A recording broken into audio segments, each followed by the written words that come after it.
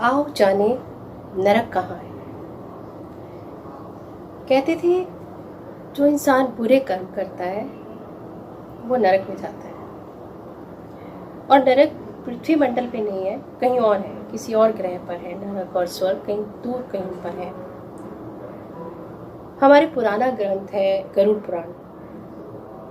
गरुड़ पुराण तब कराया जाता है जब कोई इंसान मर जाता है तो उसके घर वाले 13 दिन पंडित को बुलाते हैं और उसको पाठ कराते हैं। आज तक ये पता नहीं चला कि उसका लॉजिक क्या है, क्यों कराया जाता है। जो आत्मा चली गई उसके लिए, या जो आत्माएं वहां बैठकर उसको सुन रही हैं उसके लिए, और यह सिर्फ रूढ़िवादिता को निभाने के लिए। समझ नहीं आया। अभी तक नरक और स्वर्ग काल्पनिक हमने जो गरुड़ पुराण में पढ़ा समझा, तो एक कल्पना में हम लोग उसको सोचते हैं कि नरक में ऐसा होता होगा, स्वर्ग में बहुत सुख मिलते हैं, नरक में दुख मिलता है। तो एक कल्पना के उस पे हम चलते थे। लेकिन आज के दौर में एक महामारी ने आकर नरक के साक्षात दर्शन करा दिए। सारी रूढ़िवादिताएं, सारी परंपराएं, सारी आस्थाएं, जो आस्थाएं रूढ़िवादिता का रूप ले चुकी थी, वो सब धाराशायी हो गई। सब नियम बदल गए।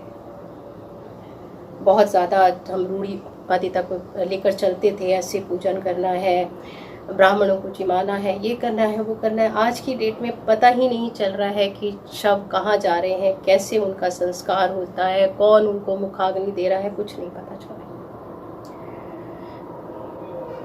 कल पूरा दिन एक हॉस्पिटल में गुजारा और वहाँ के जो हालात देखे तो वो देखकर ये लगा कि शायद नरक इससे भयानक तो नहीं होगा।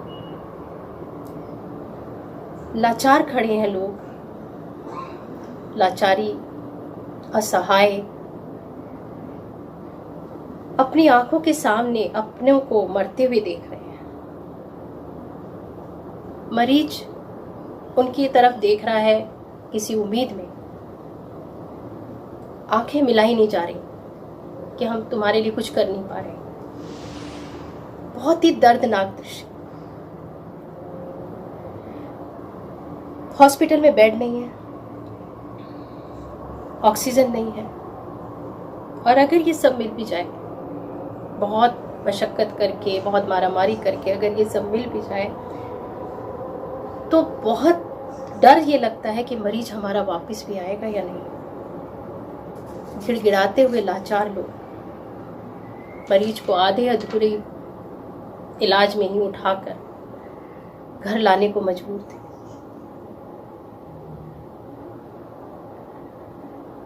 लाचार और निसहाय जेब में पैसा लिए भी खड़े हैं, लेकिन पैसे को भी हारते हुए देखा। डॉक्टर्स भी क्या करें, मजबूर हैं। सिस्टम भी क्या करे, रैलियों में मशगूल है। अब ये तो इंसान की ही करनी है ना, तो इंसान का ही कसूर है। अब हमारे हाथ में जो है हम उसे कर सकते हैं। वो क्या है? सबसे पहली चीज सावधानी। सावधानी रखनी है, और उस सावधानी को मतलब क्या सावधानी रखनी है, कैसे रखनी है, वो डॉक्टर्स लगातार बता रहे हैं, उसको मानना है।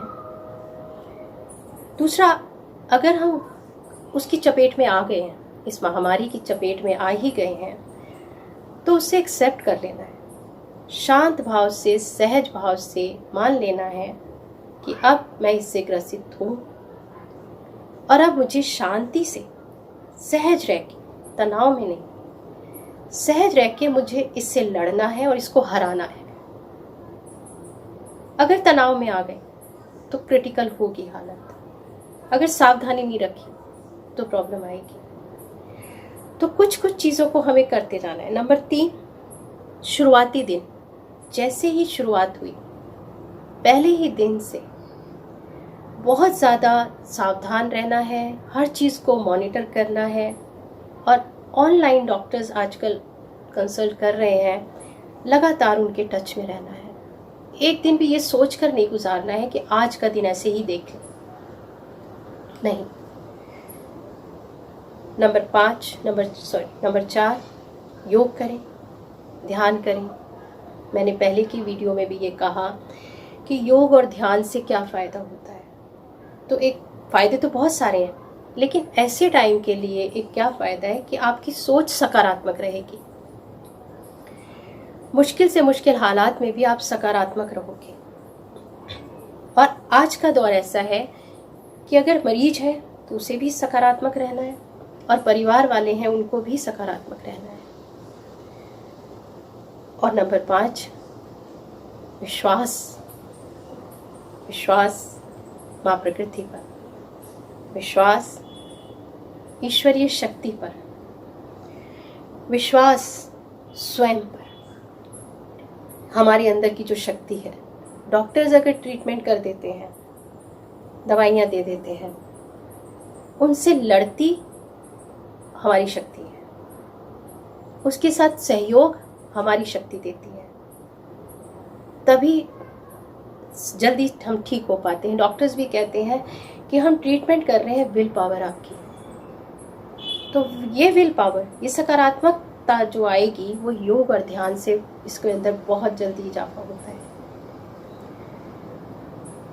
डर हमेशा डराता है, विश्वास जीत लाता है।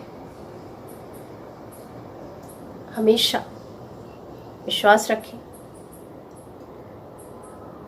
आज के टाइम पर एक प्रार्थना याद आती है और ऐसा लगता है जैसे वो प्रार्थना आज के लिए ही बनी थी। तू चाहे तो हमें रखे, तू चाहे तो हमें मारे, तेरे आगे झुका के सर खड़े हैं आज हम सारे। ओ सबसे बड़ी ताकत वाले, तू चाहे तो हर आफत टाले। तेरी है ज़मीं तेरा आसमां, तू बड़ा मेहरबान, तू बख्शिश कर। सभी का है तू, सभी तेरे, खुदा मेरे तू बख्शिश कर। उन सभी के लिए प्रार्थना, मंगल कामना करें, सब मिलकर करें। सभी स्वस्थ हो, निरोग। नमस्कार।